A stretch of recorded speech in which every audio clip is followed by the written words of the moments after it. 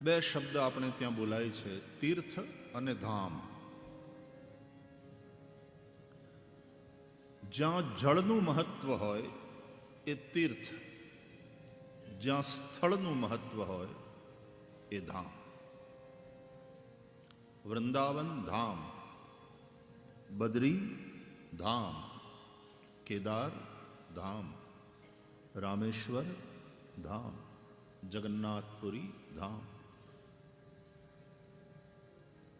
જ્યાં જળનું મહત્વ હોય એ તીર્થ. પુષ્કર તીર્થ, હરિદ્વાર, પ્રયાગરાજ તીર્થ, નારાયણ સરોવર તીર્થ.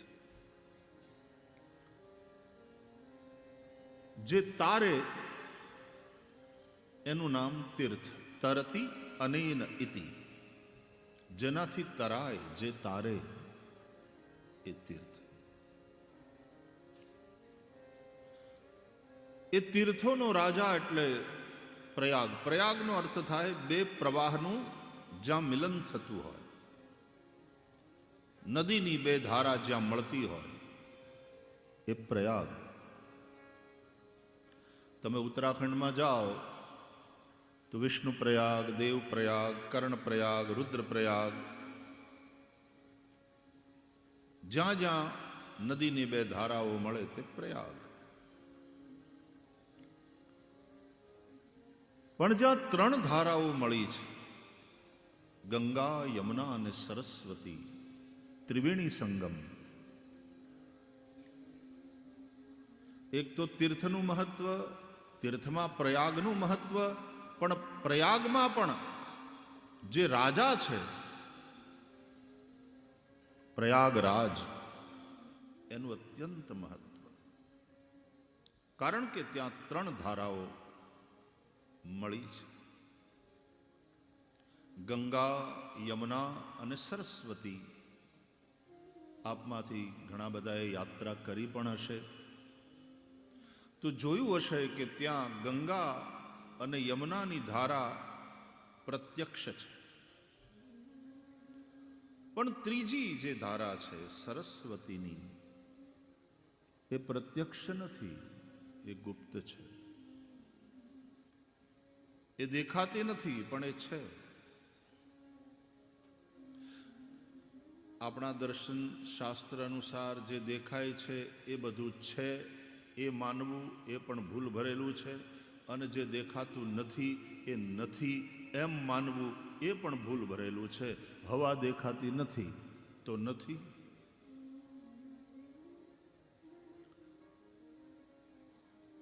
અને આ સંસાર દેખાય છે એટલે છે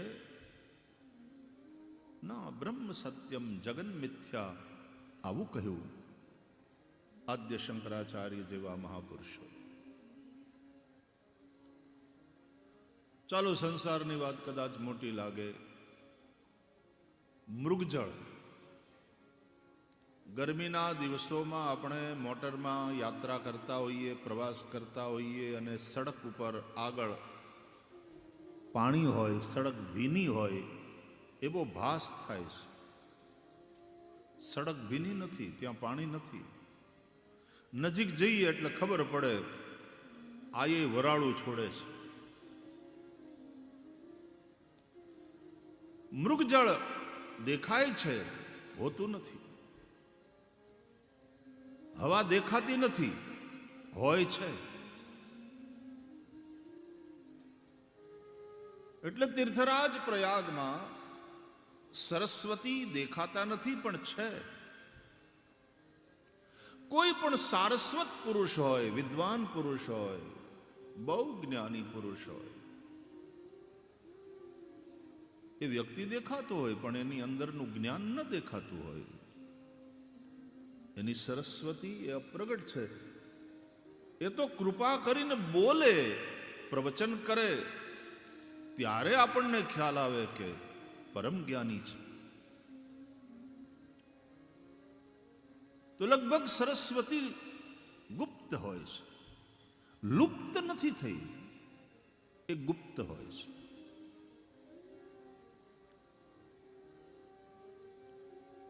આ બહેનો ચોટલા વાળે એટલે કે વાળતી હતી, હજી ગામડામાં તો વાળતી હશે, લાંબા વાળ રાખે તો આ બહેનો આપણી માવડીઓ દીકરીઓ એ બધી ચોટલા જ્યારે વાળે ને ત્યારે લાંબા વાળને બરાબર આમ કાંસકો ફેરવી દાંતિયાથી સરખી રીતે ઓળી અને પછી એ પોતાના વાળને 3 ભાગમાં વહેંચે અને 3 ભાગમાં વહેંચીને પછી ચોટલો વાળે. એમાં 3 ધારા છે, 3 વેણી છે. પણ તમે એ ચોટલો જે વાળેલો હોય ને એને ધ્યાનથી જુઓ, એટલે કે જ્યાં તમારો જોવાનો અધિકાર હોય, પત્ની હોય, આપણી દીકરી હોય, આપણી બહેન હોય, એ ચોટલાને તમે ધ્યાનથી જુઓ તો એમાં લાગશે એવું કે આ 2 જ વેણી છે, એક આમ આવે છે, એક આમ આવે છે, એક આમ આવે છે, એક આમ આવે. દેખાશે માત્ર 2 પણ હકીકતમાં છે 3. એમ તીર્થરાજ પ્રયાગમાં ધારા દેખાશે 2 કે આ રહી ગંગા અને આ રહી યમુના, પણ હકીકતમાં છે 3.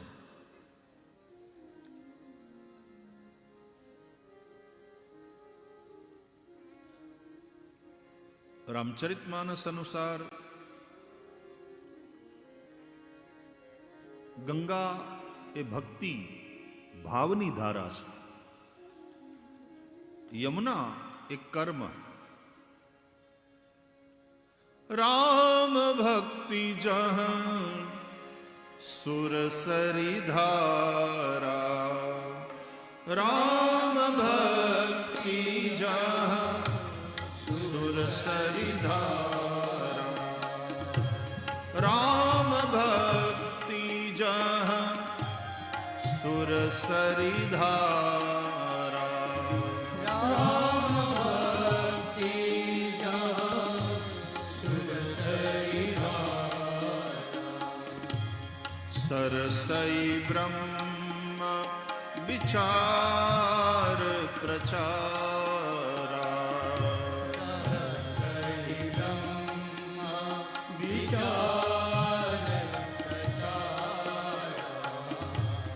વિધિ નિષેધમય કલિમલ હરની,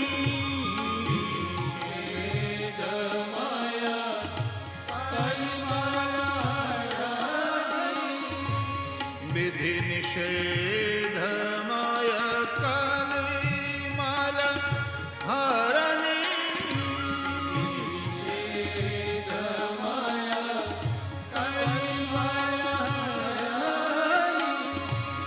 કર્મ કથા રવિ નંદન બરની, કર્મ કથા રવિ નંદન બરની,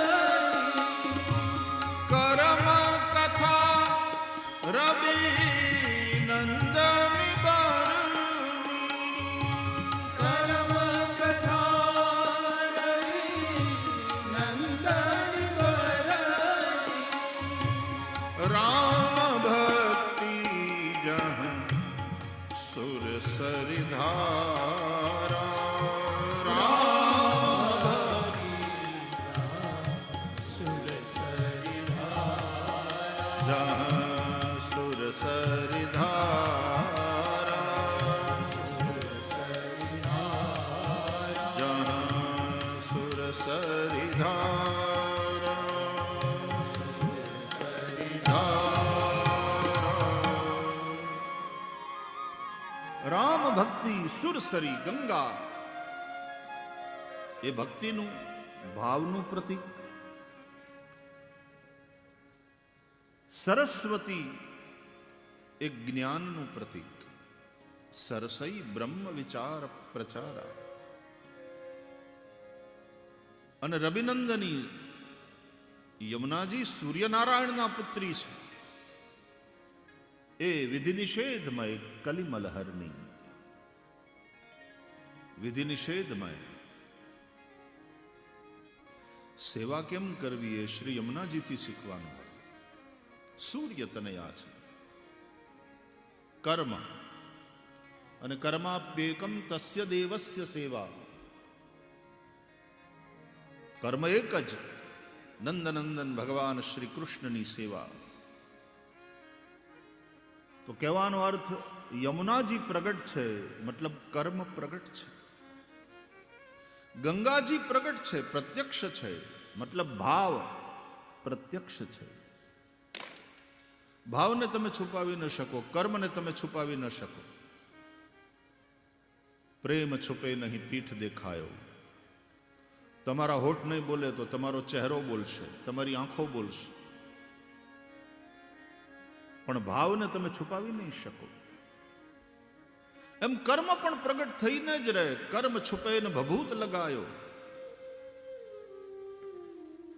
ઘણા ખોટા કામ કરી, ખૂન કરી અને પછી ક્યાંક બીજા પ્રદેશમાં જતા રહીને સાધુ થઈ જાય તો એ પકડાઈ જાય ને એની ધરપકડ થાય. કર્મ નહીં છુપવું રહે. અને આવું કરનારાઓને કારણે પછી સાધુતાને પણ ધક્કો લાગતો હોય છે. એટલે હું કયા કરું કે રાવણ પણ સીતાજીનું હરણ સાધુના વેશે કરવા ગયો હતો, પણ સીતાજીનું હરણ કરતી વખતે એણે સાધુનો વેશ છોડી દીધેલો કે આ વેશમાં જો સીતાજીનું હરણ કરું તો પછી સાધુના વેશને કોઈ માનશે નહીં, એમાં ભરોસો રાખશે નહીં. રાવણે પણ એટલી મર્યાદા રાખી. કાશાય વસ્ત્રની એક મર્યાદા છે, એ પ્રત્યે લોકોનો આદર છે. સાધુતાને લોકો શ્રદ્ધાથી જુએ છે. તો રાવણે પણ સાધુ વેશનો ત્યાગ કર્યો. સાધુ બનીને ગયો ખરો, પણ સીતાજીનું હરણ કરતી વખતે રાવણે સાધુ વેશનો ત્યાગ કર્યો. પોતાના નિજ રૂપમાં પ્રગટ થઈ ગયો અને એણે સીતાજીનું હરણ કર્યું. તો કર્મને નહીં છુપાવી શકો. આપણે ત્યાં એવી કહેવત છે કે પાપ છાપરે ચડીને પોકારે. તો કર્મ પ્રત્યક્ષ છે, ભાવ એ પણ પ્રગટ થઈને રહે, પણ જ્ઞાન સરસ્વતી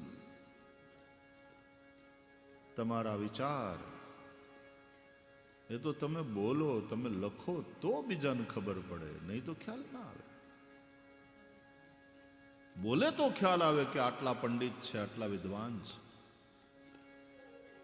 તો એ માણસ ન બોલતા હોય, એ મહાપુરુષ, એ વિદ્વાન ન બોલતા હોય, મૌન બેઠા હોય.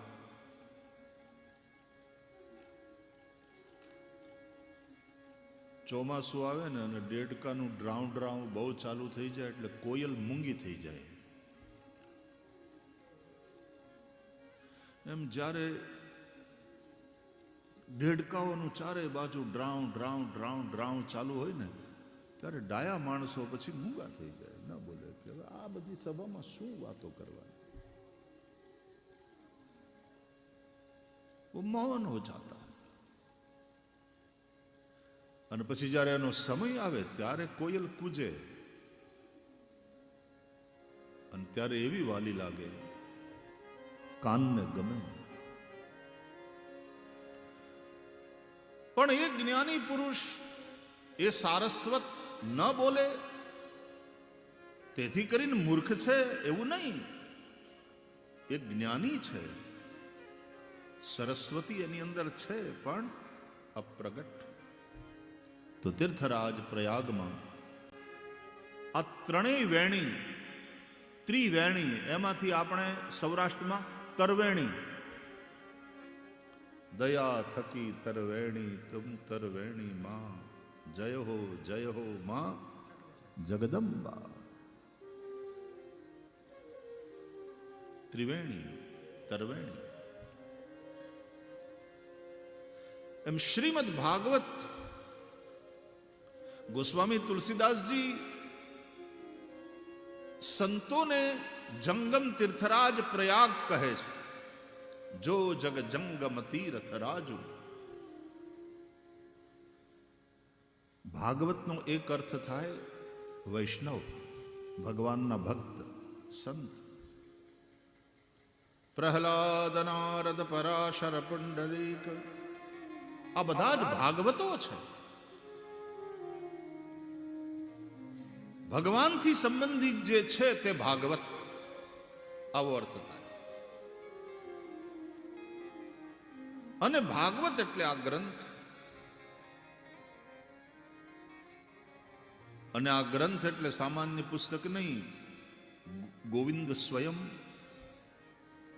ભગવત અયમ, આ સ્વયં ભગવાન ही है. भगवान का ही वांग्मय स्वरूप है. अतः भागवत.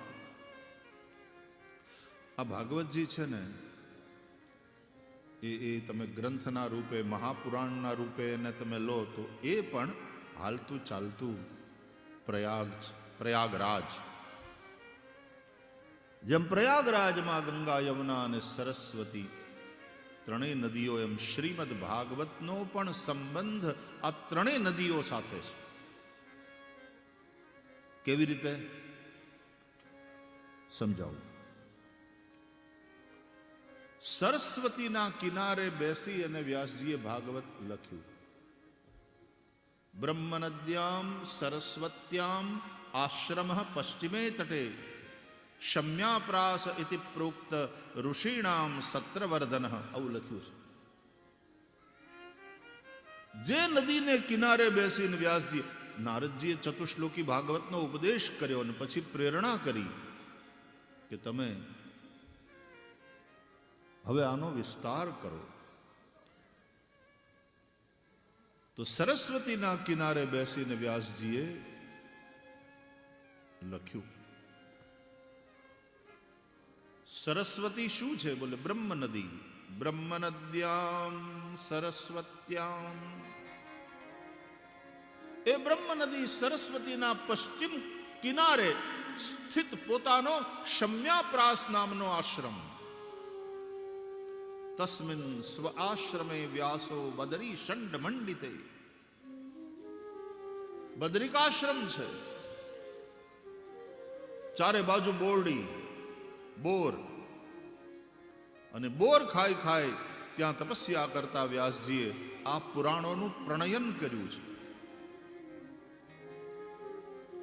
તો સરસ્વતીના કિનારે આ પુરાણ લખાયું. પણ એમાં શું લખાયું કે યમુનાજીને કિનારે શ્રી વ્રજમાં પ્રભુની જે લીલા થઈ,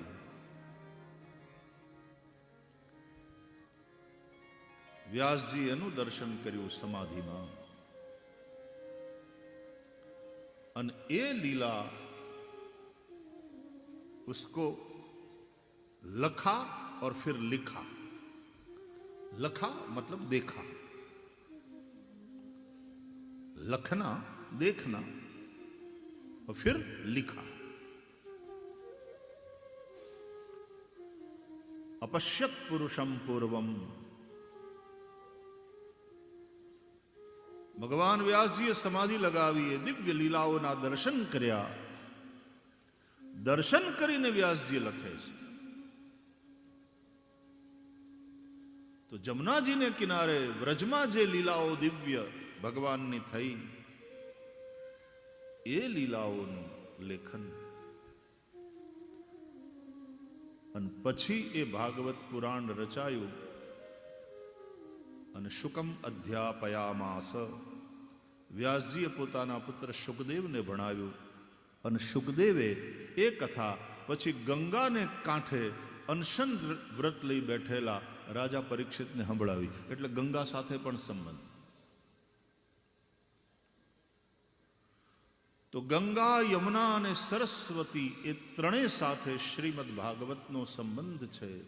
અને એ અર્થમાં શ્રીમદ ભાગવત એ જંગમ તીર્થરાજ પ્રયાગ છે. જે તારે એનું નામ તીર્થ. સાધુ સંતો એ પણ જંગમ તીર્થ છે, એ પણ તારનારા છે. એમનું દર્શન તારે, એમના પગલા પડે આપણે ત્યાં, અને એનું પ્રવચન જો થાય તો ક્યાં કહેને, એ તારે. સાધુ સંતો તીર્થરૂપ છે. શ્રીમદ ભાગવત તીર્થરાજ પ્રયાગ જંગમ તીર્થરાજ સમાન છે. તેથી આમ પોથીજીને મસ્તક ઉપર આદર સાથે પધરાવી અને પોથી યાત્રા, કેવો આખો પ્રવાહ આવતો હોય હજારો માણસોનો. આપણે ત્યાં પહેલા દિવસે પોથી યાત્રા થઈ,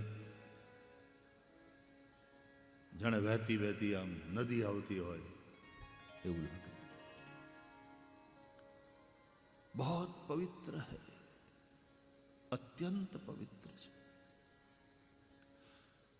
આ કથામાં આવવું, અહીંયા બેસવું, કથા શ્રવણ કરવું એ આ તીર્થમાં સ્નાન છે. એનાથી બધા જ પાપ ધોવાય. ભાગવતના મહાત્મ્યમાં તો એવું લખ્યું છે કે કંપંતે સર્વ પાપાની સપ્તાહ શ્રવણે સ્થિતે અસ્માકમ પ્રલયમ સદ્ય કથાચેયમ કરિષ્યતિ. જંગલમાં સિંહની ત્રાડ સાંભળે ને મૃગલાઓ જેમ ભયભીત થઈ ઠેકી ઠેકી ભાગવા માંડે, એમ ભાગવત રૂપી સિંહની ગર્જના સાંભળી અને પાપ રૂપી મૃગલાઓ ઠેકી ઠેકીને ભાગવામાં, પાપ નીકળવા માંડે માણસની અંદરથી. જેમ જેમ તમે ડગલા ભરો આ બાજુ ભાગવતના કથા શ્રવણ માટે આવતા હો અને મંડપ તરફ જેમ જેમ ડગલા ભરો તેમ તેમ તમારી અંદરના પાપ ઠેકી ઠેકી અને જવા માંડે, ભાગવા માંડે. કેમ કે આ કથામાં જવાનું. હવે આપણે આપણું આવી બધું અસ્માકમ પ્રલયમ સદ્ય કથા જ તરતો તરત આ કથા મારી નાખશે, આપણને આપણો નાશ કરશે. કોઈને મરવાનું ગમે નહીં એટલે પછી પાપ વયા જાય, ભાગીને વયા જાય. પણ એ શું કરે ખબર?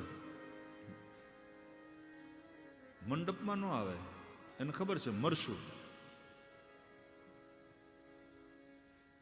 પણ ઘણી વાર પાપ એમ કહેતા હોય, તું જી આવ્યો 3.5 કલાક, જમીન આવ્યો, અમે બેઠા છીએ, વાટ જોઈએ તારી.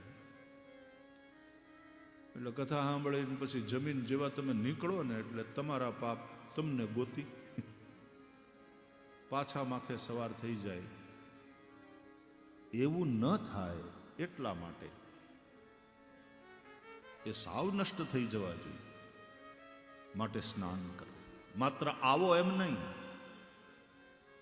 સાવધાન થયા શૃણુ, સાવધાની સાથે સાંભળો. હા, પછી મનન કરો. નહીં તો ન તથા મનનમ કૃતમ. શ્રવણમ તો કૃતમ સર્વૈ, શ્રવણ બધાએ કર્યું, પણ ન તથા મનનમ કૃતમ. જો એ મનન ન થાય તો શ્રવણ મનન તો સ્નાન કર્યું છે આની અંદર ખરા અર્થમાં, પાપ નષ્ટ થાય. પાપનો નાશ એ શ્રીમદ ભાગવતનું પહેલું ફળ છે. ભયનો નાશ, દુઃખનો નાશ, સંશયનો નાશ, આ બધા શ્રીમદ ભાગવતના નિશ્ચિત ફળ છે. પાપનો નાશ થાય એટલે દુઃખનો પણ નાશ થાય. પાપ જાય એટલે તાપ જાય. એનો ભય મટે, ભયનો નાશ. એના ભ્રમનો નાશ, એના સંશયનો નાશ, સંશય મટે. જે કંઈ મનમાં સંશયો હોય એ બધા સમાપ્ત થાય. શ્રીમદ ભાગવત આ બધું મિટાવી દે છે. આવું દિવ્ય શ્રીમદ ભાગવત ભગવાન વેદ વ્યાસજીએ દેવર્ષિ નારદની પ્રેરણાથી આની રચના કરી. તો નારદજી પ્રેરક છે, ગઈકાલે આપણે ચર્ચા કરી. વ્યાસજી એના પોષક છે અને સુખદેવજી એના વિસ્તારક છે,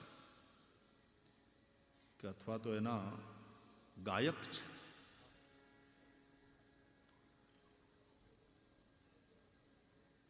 રાજા પરીક્ષિતના જન્મ કર્મની કથા. પરીક્ષિતોથ રાજર્ષે જન્મ કર્મ વિલાપનમ. સુત મહારાજે એ કથા સંભળાવી. સુખદેવજીએ રાજા પરીક્ષિતને કથા સંભળાવી એટલે પછી પરીક્ષિતની કથા આવી, વંશ શુદ્ધિની વાત આવી. કેવા કેવા પવિત્ર પુરુષો, કેવી પવિત્ર ભગવદીય મહિલાઓ આ વંશમાં થઈ ત્યારે પરીક્ષિત જેવા પુત્ર થાય. એટલે ભીષ્મની કથા આવે, યુધિષ્ઠિરની કથા આવે, અર્જુન અભિમન્યુની વાત આવે. એ વંશમાં પરીક્ષિત છે. પરીક્ષિતના મા ઉત્તરા પરમ ભગવતી.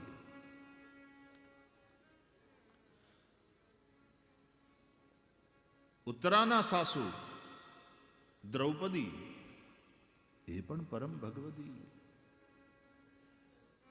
એના સાસુ કુંતા એ પણ પરમ ભગવતી. આગળની પેઢીની આ બધી માતાજીઓ, બધી મહિલાઓ અને પૂર્વ પુરુષો એ બધા આવા મહાન હોય ત્યારે એના પુણ્ય થકી પરીક્ષિત જેવો ભગવદ ભક્ત પુત્ર કુળમાં થાય. સૌ કુલ ધન્ય ઉમા સુનુ જગત પૂજ્ય સુપુનીત. શ્રીતામાં ભીષ્મ દેહત્યાગ કરતા હતા. ઉત્તરાયણના પવિત્ર સમયમાં ઈચ્છાવર્તી મૃત્યુના માલિક એવા આ મહાપુરુષ, મોત પણ એની ઈચ્છા વગર આવી શકે નહીં. અને ઉત્તરાયણના પવિત્ર સમયમાં દેહત્યાગ કરે. કુરુક્ષેત્રના મેદાનમાં શરશૈયા ઉપર સુતેલા પિતામહ ભીષ્મ, અસંખ્ય બાણોથી વિંધાયેલી કાયા અને મન ભગવાનમાં આજુબાજુ ઉભેલા ઋષિઓ, પાંચેય પાંડવો, સાથે દ્રૌપદી અને દ્વારકાધીશ પ્રભુ મંદ મંદ મુસ્કાતા, કૃપા વરસાવતા ત્યાં ઉભા છે. સદેવ દેવો ભગવાન પ્રતિક્ષતામ કલેવરમ યાવદિદમ હિનોમ્યહમ. હે દેવોના દેવ, પ્રતીક્ષા કરો. જ્યાં સુધી મારા પ્રાણ આ શરીરને છોડીને જાય નહીં ત્યાં સુધી હે દ્વારકાધીશ પ્રભુ, તમે આ સ્થાન છોડીને ક્યાંય જશો નહીં. અહીંયા સુધી મેં તમારી પ્રતીક્ષા કરી, તમે પધાર્યા, મારી પ્રતીક્ષા પૂરી થઈ. હવે પ્રતીક્ષા કરવાનો વારો તમારો. યે યથા મામ પ્રપદ્યન્તે તાંસ તથૈવ ભજામ્યહમ. कहने वाले प्रभु अब प्रतीक्षताम, अब आप प्रतीक्षा करिए. અને પછી પિતામહ ભીષ્મ દ્વારકાનાથની ઉપસ્થિતિમાં ધર્મરાજ યુધિષ્ઠિરને, પોતાના પરિવારના સંતાનને, જે હવે રાજા થયો છે, એને રાજધર્મ, સ્ત્રી ધર્મ, મોક્ષ ધર્મ આ બધું શીખવાડે, એનો ઉપદેશ કરે. આપણે વિષ્ણુ સહસ્ત્રનામ સ્તોત્રનો પાઠ કરીએ છીએ ને, એ પણ ભગવાન દ્વારકાધીશની હાજરીમાં અને ઋષિઓની ઉપસ્થિતિમાં પિતામહ ભીષ્મે એ ટાણે યુધિષ્ઠિરને બતાવ્યું છે.